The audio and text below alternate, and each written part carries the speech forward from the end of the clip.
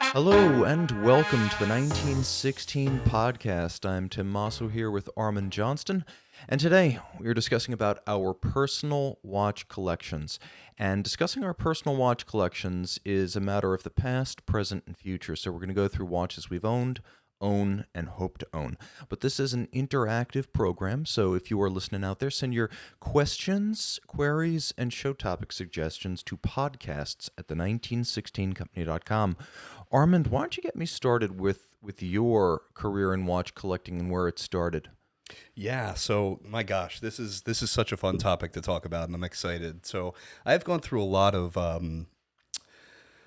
back and forth with my collecting, and what got me into collecting was a 1962 Omega bumper automatic. It was my grandfather's. It's a very cool watch. I still have it to this day. It still runs, gains about 3 minutes a day. I'll get it serviced one day. But I went through and am still in, quite honestly, a big Seiko phase, which we can kind of break into that eventually. But my first luxury timepiece that I bought for myself was an Omega Speedmaster Hesalite crystal.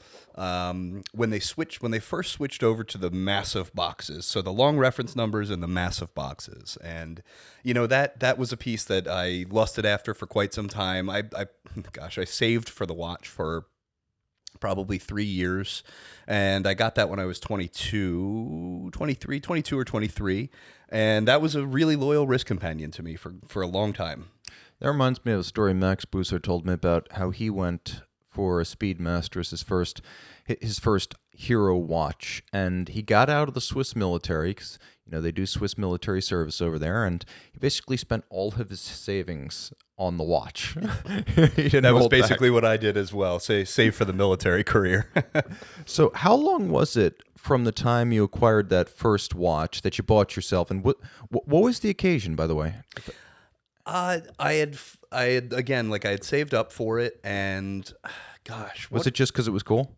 It was just because it was cool. It was, I don't know, for a long time I couldn't tell whether I wanted a Bond Seamaster or a Speedmaster, and I do like black dials, so, and I feel like, kind of the iconic dial on the Seamaster is blue, despite the fact I may like the black a little bit more, so I went with the Speedmaster just due to that, and gosh, there was some sort of small occasion. It might have been like getting like a promotion at my job at Rite Aid at the time. But again, I did save for it for a couple of years. No, I know that feeling. In order to purchase. I've been there too, and we'll get there. So where did you go from that? Did you consider yourself a collector, or were you like a one watch man and plan to wear it to the grave? I did consider myself a pseudo collector. The Speedmaster was my nicest watch. Followed by the 14 karat gold filled Omega, my grandfather's watch, and then I went down a rabbit hole of various Seikos.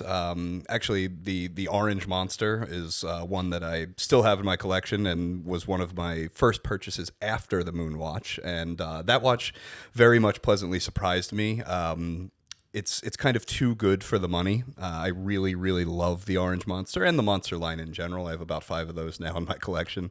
But I was a collector. I had a Hamilton chronograph during that time, a couple of Seikos. I had a Christopher Ward C60 Trident Diver, which was a lot of fun, and it at the time was a little bit big for me, but that was a fun kind of indie brand, or micro brand purchase at the time. Was there anything tying all this together, or was it just like what you thought was cool back then? So what tied it together was I wanted a sporty chrono, I wanted a dive watch, and I wanted a beater dive watch. My Omega covered my dress watch, and I think I didn't really have the wherewithal to think, I want to watch from every category, but I knew what I did want, and then kind of the categories just expanded beyond that. Okay, that makes sense. Well, for me, it also started with the grandpa's watch, and my grandfather's watch was what they termed at the time a Seamaster DeVille, back when Seamaster didn't universally mean some sort of a dive watch or sports watch, but rather indicated it was water resistant to some degree. So the DeVille was a very dressy style, but also a mainstream line, something that was plausibly attainable for the middle class with some planning. And so this Seamaster DeVille was a water-resistant rolled gold dress watch that my grandpa was given by Remington Electric Shaver. He worked there for 25 years. I still have the watch. It says Albert Lane, 1973, Remington Electric Shaver. And so this was sort of both the send-off for his career and also I guess you could say probably the tail end of the era when you would work at just one company for your whole life and they would give you a watch. How about that? I love an engraving like that. And it was a really cool piece, too, because Grandpa, he did his own work on watches. Among the many things he taught himself in his life, that was one of them. Now, he didn't just work on electric shavers with Remington. He worked on every kind of consumer electronic good you can imagine. And this was back in an era when if you did have a malfunction on your shaver, you would take it in, they would fix it and give it back to you, as opposed to just replacing it. A bygone time, a better time. Planned obsolescence has ruined a lot of things. That's true. So Grandpa, he didn't just fix the shavers. He fixed everything. He fixed radios. He fixed all sorts of kitchen appliances, lawnmowers, and yes, he fixed shavers and he fixed his own watches. So this was in great shape when I got it, but the way I got it was very circuitous because he died on a road trip in 1996. And so when he passed, he was at this hotel that was nowhere near where any of us lived. We had some family in the South, we had some family in the North, and I think this was like in North Carolina or something he died. So the watch disappeared, and I remember Grandpa had a watch, but no one knew where it went, and I just kind of assumed that it went to one of the older siblings, like maybe my Uncle Tim, who was the first. But then I found it in a drawer at my mom's house, and it had been sitting there for years, and I was kind of in the middle of my just becoming aware of watches in high school stage, and so I'm looking through junk drawers to see if there's anything of interest, an old Casio, Seiko, anything, Swatch, and I find an Omega. And okay, so my eyes exploded out of my head, but then I realized when I turned it over, it was Grandpa's Omega, so that was really the spark. That was my impetus to really start thinking about watches, because now I was part of the club by inheritance, and I had a mechanical vintage luxury watch on my wrist, to take my 4 AP tests in a row that I had back one week in high school. And so, I think that gave me a little bit more, swagger going into those, but also it gave me a connection to my grandfather. It gave me a connection to a world where I just did not have the money to play at the time. And I was only just beginning to understand that luxury watches, that was a hobby. There's some things you could collect and it's not a hobby. I knew someone who had a box full of soap from hotels. And okay, great, they're keepsakes, but it's not like there's this global network of hotel soap collectors. Some things just aren't a thing, if you know what I mean. There's no there. But I was starting to understand with websites like Chronocentric and Time Zone that there was actually a community around these things, sort of like the car community. And this brought me into that world as sort of a vested member. And from there, when I graduated high school, it was really just 6 months after I found the watch, I invited people I hadn't seen in years to my graduation, and it was like a Italian wedding.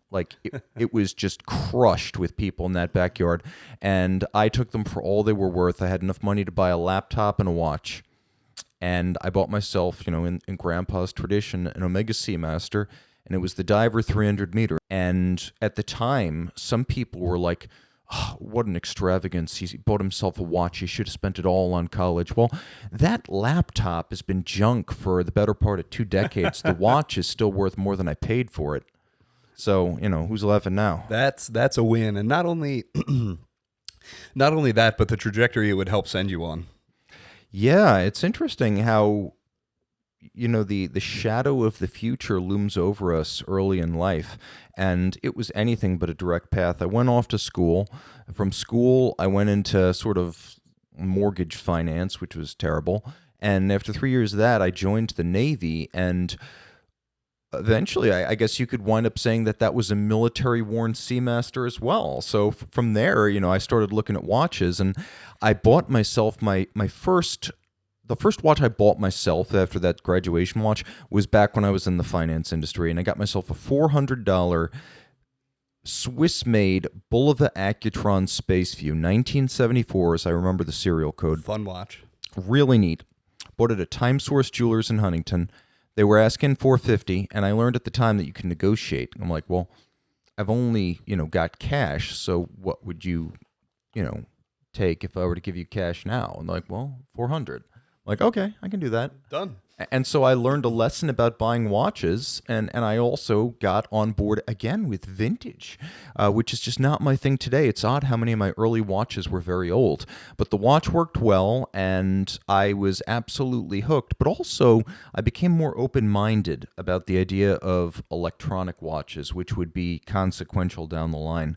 Then when I was in the Navy, they had this thing called the PRT, the Physical Readiness Test. And beyond a certain level, they would stop giving you extra points if you made a certain runtime. And I got to that level where they stopped giving you extra points. And I'm like, well, you know what? I hit the max. I'm going to reward myself. I was a young guy, no dependents, no debt, and a pretty good job. And I bought myself my JLC Master Compressor Extreme World Alarm. And it was like a retail of $16,000. And I got it from London Jewelers for like 11. Man. Yeah, so there I learned about discounting. So, okay, get me up to speed now. You've got a small collection. You've got some Seiko. You've got some Omega. You've got Chris Ward. Where did you go from there? And what time period are we talking about? College years, post college? This is college years, yeah. And actually, right up until right up until I got my job at Govberg in 2015. So I would say, the span of 2008 to 2015 I was kind of acquiring, building up here and there. From there, I spent quite some time in the Seiko realm, just learning things. Just, when you work at a watch store, it's very hard. There's so much going on, and we'll talk about that a little bit later on. There's so much going on. You're trying on so many pieces. And above all, your scale of money gets so impossibly skewed that it's kind of hard to come back from in a way. And I feel a little bit pretentious even saying that, but when you work with, we work with Grails, we work with dream pieces every single day. And, $100,000 is unobtainium to me as a person reasonably, in my current state, not forever. But even when I started, I thought, oh man, 25,000, that's attainable, that's doable. But the thing was, you start to open your scope up. I just kind of wanted to look a different direction. And for a long time, my goal was the Seamaster Master Chronometer 300. So yes. Really cool watch, would eventually become a Bond watch, which one of my favorite Bond watches actually. And, I got to the point where I had the amount of money saved that I felt comfortable buying at the time $6,600 watch, and I thought, is this the right move for me? I don't know if it is. So I bought one of the coolest vintage date justs, and it was a 16220. Oh no, I'm sorry. This was a 16030. So acrylic crystal, and it had a water damage dial that was like a beautiful gold fleck, and it was just damaged in such a good way that I just absolutely adored it. That watch would then kind of inform not the rest of my collecting, but it again sent me down a different trajectory. And that went everywhere with me from Havana to Schaffhausen and everywhere in between, and eventually did end up getting stolen off of my wrist in New York, and I still think about that watch to this day. I truthfully believe that I would still have it as kind of my date just because it was a perfect watch. And, I didn't buy it for any occasion. Nobody bought it for me. It was just one of those things where it's just like, this is kind of one of the iconic pieces. It had an engine turn bezel, and it was a little bit different than your standard date just. And I just really connected with it. So it was like Elvis's King Midas. It had some water damage on the dial. It did, yeah. I think his was from a hot tub. I don't know how yours got damaged. But yeah, so that's a great story. It's unfortunate that it got stolen, but I think, we've also dealt with adversity in life in the past, and I think watches are part of those times in our lives too. I think we remember the good times and the bad, and as collectors, we kind of weather them all.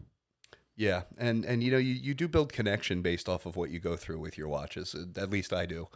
Yeah, interesting story. So when I went off to boot camp, I gave my mom my graduation Seamaster, and I told her when I made it through and I've earned this again, give it back to me. And so I took my high school era G-Shock, and this was something I was given in the holiday season in 1998, and I put a new battery in it, and I brought it back for another tour of duty in 2009 when I went off to boot camp. And so I wore that through boot camp. And I remember that night I came back, and boot camp is profoundly humbling and discouraging, and there are moments when you just feel completely defeated, and that's entirely part of the design. That's how the training is intended to hit you. And then you have to overcome that adversity. I got sick, I got hurt. I had to make a jarring transition from, white collar corporate life to crawling around in mud before dawn with people screaming at me. And so to go back home and have my mom give me my Seamaster back, we talk about adversity and adversity overcome, and that watch was sort of like one of those incentives I had on my mind. Every day I'd look at that G-Shock and I'd be like, well, it's okay, but this has got to be the Seamaster again, and there's only one way I'm getting that watch back, and it's the hard way. Only way out is through. I wouldn't accept it if I hadn't earned it back onto my wrist. So yeah, I know exactly what you mean about that. So now where does this put you? So you're in a world where suddenly you've opened your mind to Rolex a little bit. Did you go straight into it from there, or was there another sort of end run to get there? No, so from there I spent quite some time with my Speedmaster, with my Datejust, with just acquiring more Seikos and things. I have bought and sold a lot of vintage pieces, a few vintage Hoyers, a few vintage Tag Hoyers, a few vintage Omega chronographs, and that was kind of like my in and out phase here and there. I probably lost a lot of money that. Oh, we all have. Yeah, and we've done that. We all have. But that it was almost like. It was almost the price of admission is what I felt. And, it was just figuring out what I truthfully liked and what I really wanted to spend time with. And it's tough because what I ended up with next was I went to IWC in 2017 in Schaffhausen, and I was on the 5-yard line of pulling the trigger on a Mark 18, a titanium Mark 18, which I still love the watch. I think it's a great piece. I like the vintage inspiration. I like the pilot thing, the pilot aspect of it. But ultimately I couldn't get behind a strap watch for some reason. It was just something that I was spending more money than probably I ever had, and I thought, I need something on a bracelet. So now when I got out of the Navy in early 2013, I had my grandpa's Seamaster, my graduation watch, my first job vintage Accutron, and my JL Seamaster compressor world alarm. And I was in a position where I didn't know what my future looked like. Initially, I was going to go into law, decided I didn't want to do that. I was hoping to have a career in the Navy, had some physical issues, made that not really viable. Plus, my career in public affairs was impeded by people who were like 05 level getting all those billets, and that's a commander, and I was just a lieutenant junior grade. So I hit the private sector scene, and I'm looking at this watch on my wrist, and I'm like, I don't deserve this thing. I'm doing freelance work. My income is minimal. I don't have one consistent employer. I have to market myself every day to 47th Street sellers. And it's like I'm a salesman and my product is me. And I just don't deserve this watch. But my parents gave me good advice at that time when I asked them, should I just take any job offer I get? Should I, just find a fit that squares with what I did previously, as like an analyst or a paralegal or something like that, and work my way towards a degree or a future in one of those industries? Should I just take any job that comes up at this point? They said, no, you've got money coming in, you're working hard, so wait for the right opportunity. And, I kept my head above water with the jobs I had, working freelance and ghostwriting and copywriting for websites. And within a year of leaving the Navy, looking at that watch on my wrist, wondering, is this too grandiose for a guy at my station in life? Should I sell this and bank the money? I never did. And lo and behold, there was a online vendor in Florida that had a solicitation for a blog writer. And I'm like, well, I can definitely do that.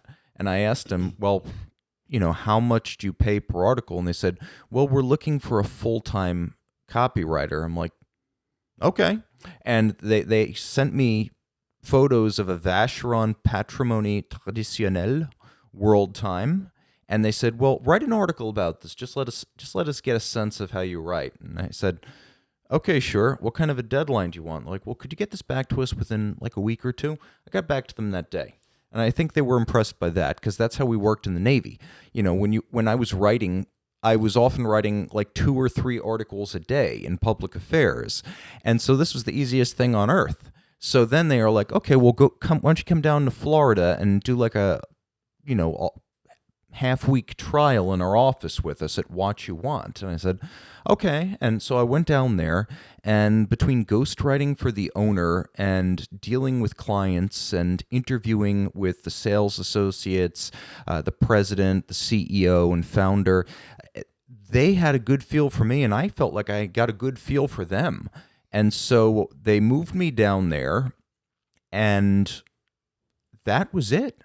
One year out of the Navy, I was done with freelance. I had a full-time in-house gig, and because I was ghostwriting for OJ, who was the founder at the time, the place where I could sort of use my own name and tell the story my way was on YouTube, where they didn't really have a presence. And so I re-earned that JLC. I was glad I did not sell it. And so that was sort of my springboard into collecting JLC in earnest during my years with What You Want. And that's where I became a JLC collector. I love that.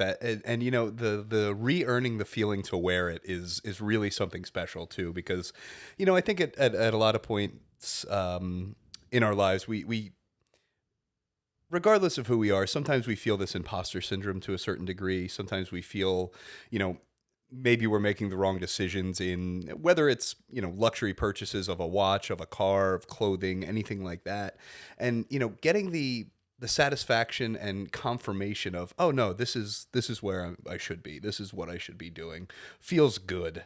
Now, you ended up with one of the cooler JLC collections out there. Why don't you go into what brought you to your next piece? Whether was that a JLC? Oh yeah, absolutely. So to celebrate that What You Want job, the Amvox 2 was always, when I was in the Navy, it was like that second JLC I was going to buy. A chronograph without pushers that was motorsports inspired and associated with one of my absolute favorite car brands. And to me, this was the most innovative chronograph of its era. And had it been a Richard Mille with a system like that, this would have been a 6-figure watch. So I got mine for about $10,000, which seemed like fair money given that it retailed for over 16 when it was on the market. And then from there, it's not that I never had money saved up. I saved every cent I made in the Navy. I sent every single authorization for overtime I could to my bosses when I was working downtown in New York City in finance. And so I actually had pretty good savings. I was always really thrifty. I worked my ass off freelance, and I saved more than I spent. So by the time I had a full-time job for a single employer with What You Want, I had a decent cushion to start collecting in earnest. So it was the Amvox, and then it was, I had my Reverso Day and Night Duo. I had my Master Moon triple calendar. I had my Duomet chronograph, which was really like the crowning glory that I bought on my watch. I bought that on my 30th birthday. I saved 4 years specifically for that. I had a separate account just for that watch. I saved for 4 years from the time it was released in 2010, and then I owned it for 4 years, and I was never disappointed by that watch. And the Reverso Duo you had, was that like a ruthenium dial? It was an interesting piece. You're thinking of this was like the capstone of the collection. You're thinking of the platinum number. The Tourbillon. Yes. Yes, that is what, you're absolutely right. So now there's a watch that originally retailed for something like $144,000 in 2003, and I bought mine for $35,000. Man. And that seems like a lot of money, but then again, that's the only watch I ever bought and sold for the same amount. I didn't lose a cent on that. I owned it for 3 years. I enjoyed it immensely. And Tourbillon ruthenium-coated white gold dial, the movement was made out of 18-karat white gold. It had a power reserve indicator coaxial with the hands on the dial, and all of the numerals were Breguet style, painted by hand with a paint made of sterling silver. This watch was all of that and more. what a machine. And that really was the Grail attained. Like the Duomet and that tourbillon, I never regretted spending the money.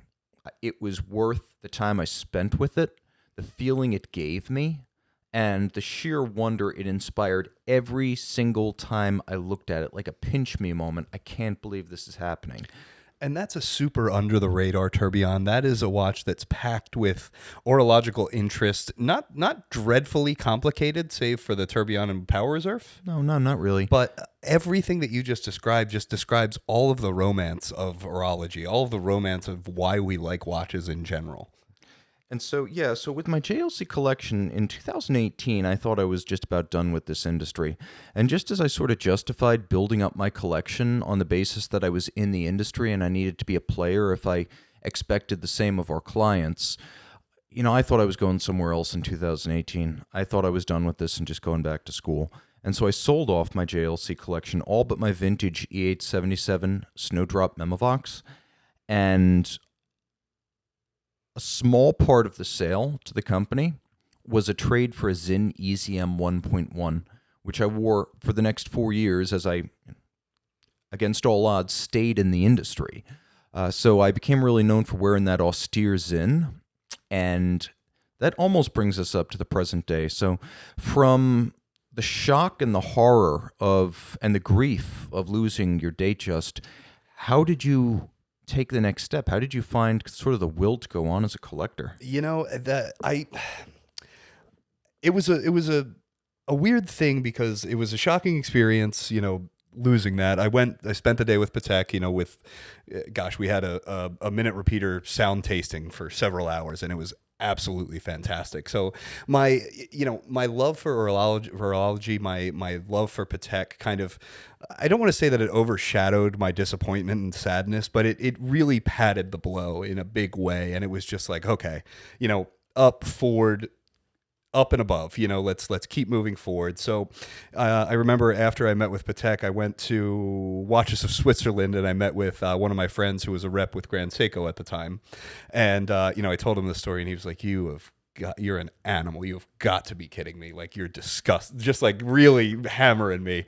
And I was like, you know what? I'm okay with it now. It's, it's horrible, but I'm okay with it now. So from there, I went to this is a watch I've mentioned before. I bought a Hublot Super B chronograph. Okay. And I still to this day absolutely love that watch. I kind of wish I still had it, actually. That's a cult watch. You'd be amazed how many people mention that reference. I love the watch. Anybody who has questions about Hublot, I would say anybody who likes to go around saying they hate Hublot, check out a Super B chronograph. Go buy a Super B chronograph. You can buy one for $4,000. Yes. Even with the flyback movement. With the flyback, yeah. Go buy one, spend some time with it, because that is a Hublot that just sits so dear to my heart. And I really enjoyed every moment I had with that watch. Now, ultimately, the crown bug did bite me, and I was infected more so than I thought. So that Hublot turned into a 16220 with yet again another damaged dial. This was originally a blue dial, which I don't know what happened to it, but it turned into this oil slick brownish green that was really, really cool. Really loved the watch. Engine turn bezel, Jubilee bracelet. Love that piece. Let's see. After that, I traded for a 116,900, an Air King, which I loved pretty much every watch that I've encountered. That's the big Air King, just to be clear. Yep. The first gen big Air King, 40 millimeter. And that was my first modern Rolex. Really loved that. I wore the hell out of that, wore it out. I also won a Moser contest that we had at work, and I ended up with a Moser Pioneer in Cosmic Green, 42.9 millimeter. Another really fun, awesome watch that I spent a lot of time with. You won a Moser? I won a Moser, yeah. Wow. Yeah, and you know what? 1916 company, I am still technically owed a trip to Moser's manufacturer. So anybody listening to this, I know we QC this. Anybody listening, I am waiting for that trip because that was part of the deal. Yeah, you're owed. I am owed. Yeah. I'll take another watch in lieu of it. I'd rather have the trip, but I also, let's see, from there I got, oh geez, what was next from there? I got a Tudor Black Bay 58 bronze from the boutique. I really enjoyed that.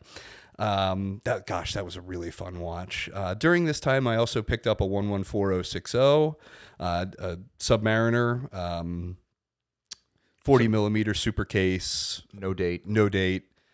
That is a classic watch. I think about that watch a lot sometimes, and that's kind of one of my favorite no date subs, actually.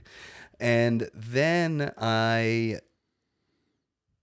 made a big kind of collecting decision, and I traded most of those pieces in for a Daytona. And is that still in the collection? It is, yep. Mm-hmm. So you sort of created a new core to the collection with a big piece, the Daytona. What year was this? Was this recently? This was 2020. Okay. Yeah, I think 2020. And that was a huge consolidation for me. That was a big decision. That was something, I don't know how many pieces went into that, 5 or 6. And another part of that, actually, I had a Grail Tribeca, which was so much fun. I couldn't have that in the collection with a Daytona, so I put that into the trade. The Playtona. Yes, exactly. Okay. Yeah, and not to be confused with a Platona. That was such a blast, that watch. And gosh, I had that on a bun strap for a long time. I had it on a bracelet. But that ultimately ended up in the Daytona deal. And that's kind of pretty much where I get into kind of my more modern collecting. Yeah, we both had these big consolidations. You had a lot of pieces going out the door to get your Daytona. And, I had 9 JLCs going out the door with the Zin coming in. So the Zin was actually very me. It was utilitarian. It was very mechanical. It was extremely practical. It was extremely durable. And I had no problem with a watch that gave me pretty much everything I wanted in a watch. And really, I'd still have it if it hadn't been for an opportunity to turn it into a decent amount of money for a good cause.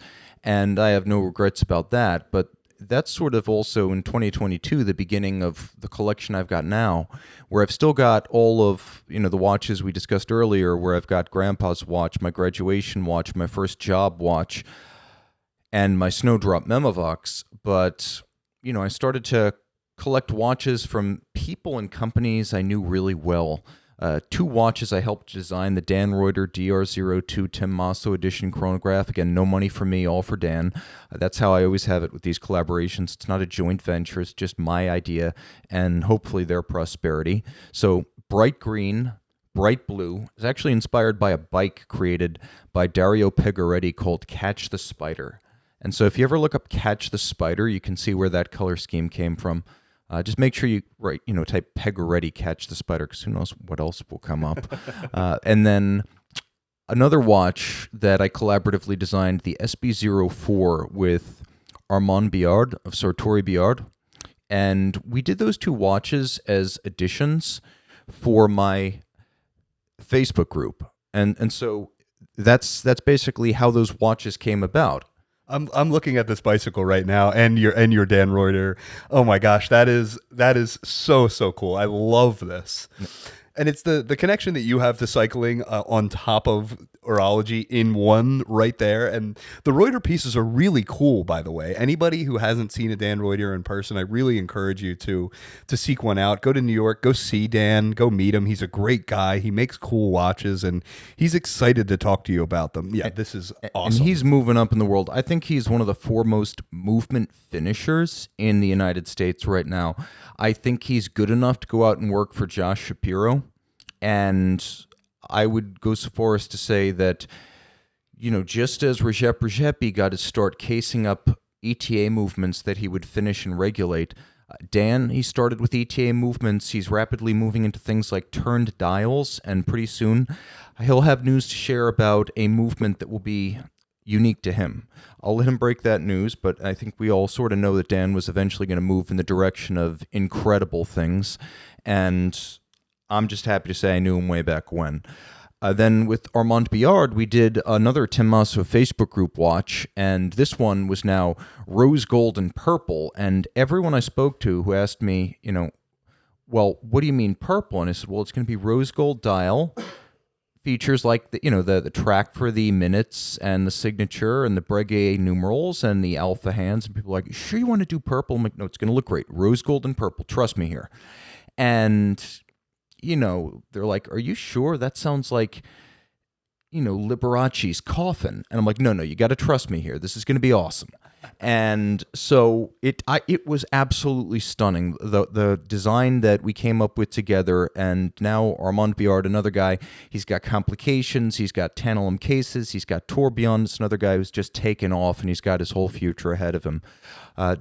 David Brailsford at Garrick, a friend, someone I respect immensely, and a company I support because I think they're bringing back British watchmaking in a way that Bremont, as sort of a mass market brand beholden to investors, never will be able to.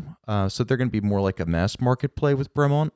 And I think that Roger Smith and Charles Frodsham are great, but the watches are unobtainable. You're talking years of wait list just to get one. So between those two extremes of sort of mass market and unobtainable, you've got Garrick, where they've got this whole price spectrum from watches that are under $10,000 to, Andreas Streller co-design movements that are $30,000, $40,000 and more. And so I was happy to take delivery of the very first S6 model, which is, among other things, one of the few non-Rolex watches you'll ever encounter made of 904L steel, and beautifully inspired by really good 18th century British watchmaking, especially on the case back. Awesome stuff. The quality you get, the communication from the brand during the process, second to none. And then Chris Long, someone I admired for a long time, he's out in Singapore, creator of Azimuth. And so, we get to know each other, and after some correspondence, we come up with a proposal for a Mr. Roboto Bronzo Artist Series, which is a robot-faced watch that's also a retrograde minute that's also a dual time. He designs them in Singapore, they're made in Switzerland, and, he asks, what kind of engraving do you want? Because it's the Artist Series. And my answer was, surprise me. So, of course, this is the end of 2022 when FTX is imploding, crypto's discredited, NFT is like a 4-letter word, not a 3-letter acronym. And, of course, it's all crypto themed. All the engraving. It's Bitcoin. It's Ethereum. It's electronic linkages. It's cliches about bull runs and Bitcoin to the moon and rocket ships. It was too late for 2022 and too early for 2024. But I love it. It's emblematic of its time. That watch is really cool. You wear that a decent amount too, and it's funny because it's big, but it doesn't look outlandish on your wrist. No, it's one of those watches that's more or less lugless.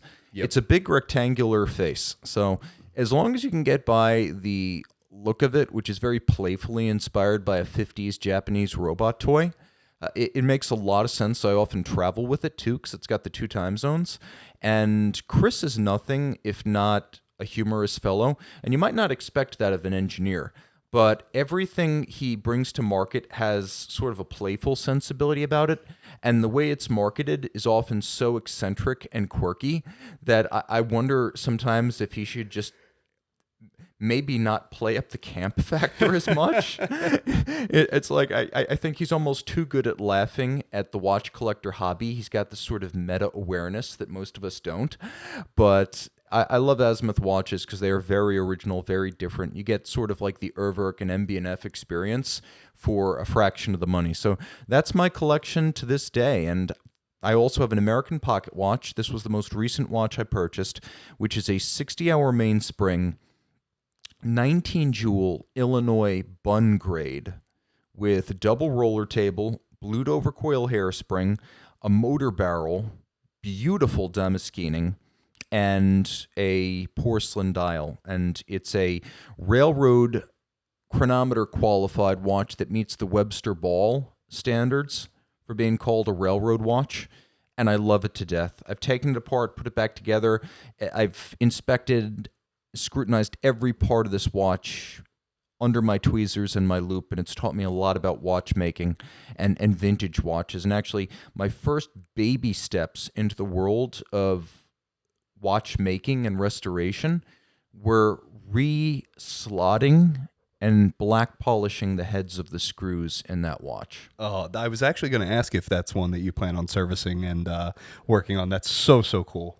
When you get a screw that's been boogered by 100 years of incompetence, and then an hour later, it's got a perfect chamfered slot and a mirrored surface, it's just such a satisfying feeling. Satisfaction, truly. That's so cool. And just the fact that you black polished it too, just that extra touch of finish.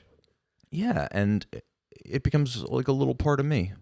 So you cleared house, you necked down from 6 watches to 1 with the Daytona. How do you get from there in 2020 to here? So let's see, I went to Daytona after that. I cleared out most of my collection. Still have my grandfather's watch, still have quite a few Seikos. And this is pretty much fully up to date into a 126720 VTNR, the left-hand GMT. Which you're wearing today. Which I am wearing today. And I have to say, this watch...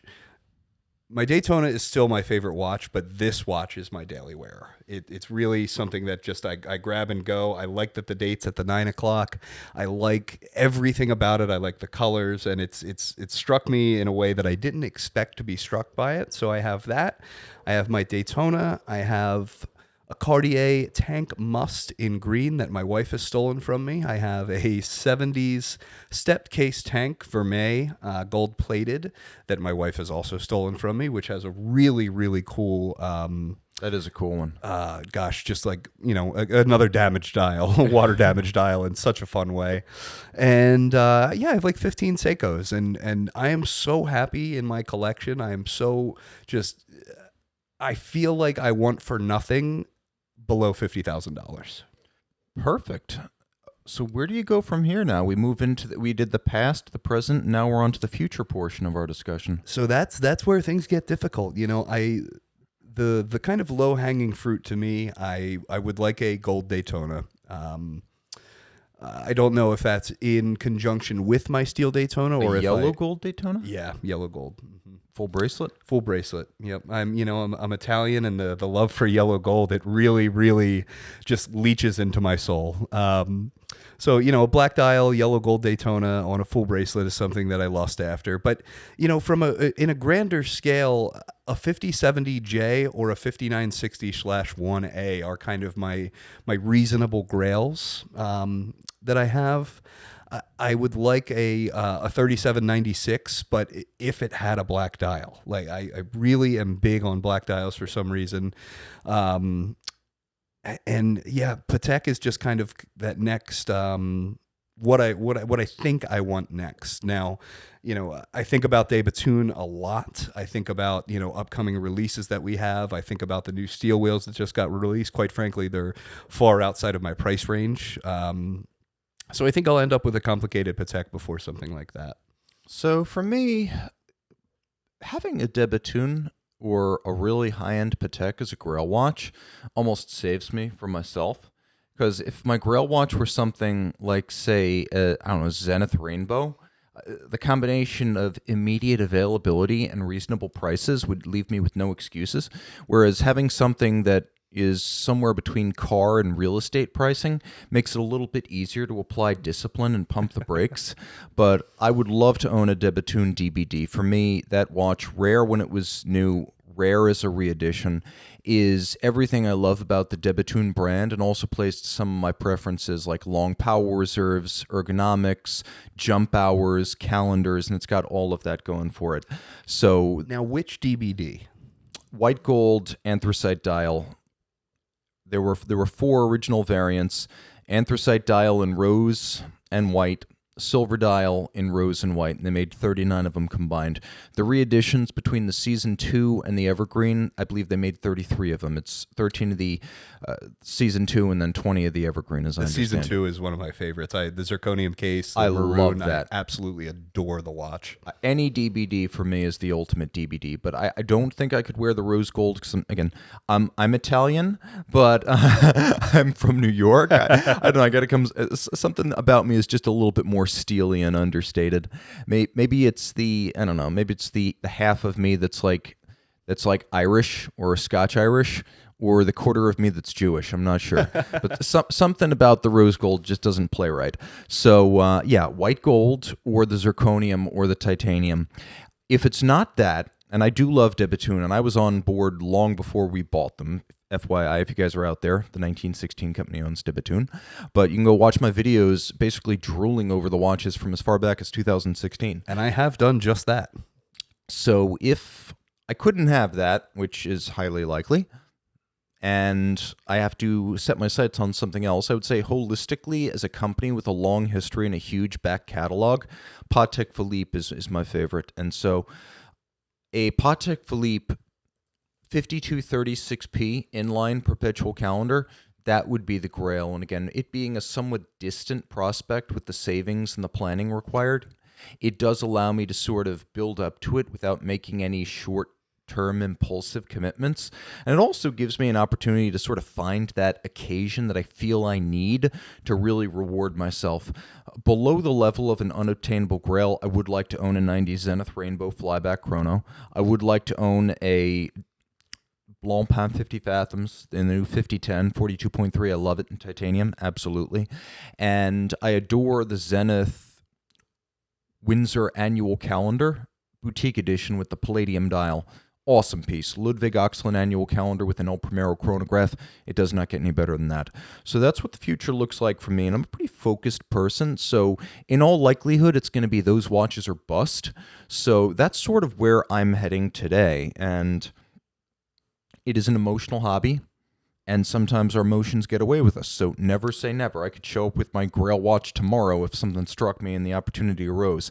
But I'm going to try to be pretty focused about this. And, to that point, it is an emotional hobby. I've made, impulse decisions that I wouldn't even call mistakes, quite honestly. But I will say nothing has made me feel closer to my collection than where I am now and just really enjoying living in my collection. Wanting for nothing is something that's extremely special and extremely rare in this hobby. And I think being focused is also relatively rare because we have this aspect of instant gratification in modern times, and this is a timeless hobby. The pieces that we buy, sell, and trade are all timeless pieces, whether you're talking about an entry level Seiko or going up a few brands, entry level Omega to Rolex to going into the more Grail type brands like Patek, De Bethune, FP Journe. So it can be a slow burn hobby if you allow it to be. Yeah, and I think one quality of our own journeys that kind of sets us apart from some people in the business is that we were both watch enthusiasts before we got into this. Yeah. Some people come from selling cars, annuities, cell phones, and they make this work, but they're not lifers. We're lifers, regardless of where we go from here. And so I guess I got to give you the floor and just ask, because I'm going to follow up. I know someone would mention if we didn't. You mentioned you're on a Seiko kick now, so let's end with that. Where did that come from and what's going on? Gosh, that came from just... That came from actually availability and affordability and understanding of what Seiko is as a brand from the bottom to the top. And, it did admittedly come from an affordability standpoint first, but now it is a true love, a passion, and something that I'll probably continue to collect Seikos, for the remainder, But yeah, I would say about 15 in the collection. I've got 5 monsters. I've got a few vintage pieces. I've got a couple of quartz watches. I've got a Ripley that I absolutely love. Seiko quartz is a lot of fun to me. Their quartz chronos are great. And, none of them break the bank. I think the most I ever spent on one of these Seikos was maybe $400. And if you want to really be impressed with variety and endless choice, a Japanese brand is always a great option because in Japan, endless consumer variety is a way of life and it's almost bewildering. But with Seiko, Grand Seiko, Crador, King Seiko, and the history of these watches dating back at this point most of a century, you are set for life and you will never exhaust the possibilities. So, Armand, on that note, if people are interested in talking Seiko or any other brand, how do they reach you? You can find me on Instagram at It's Me Armand or via email at armand@the1916company.com. And I am Tim Mosso, now on TikTok as Tim Mosso, plus Tim_Mosso on Instagram. Time out.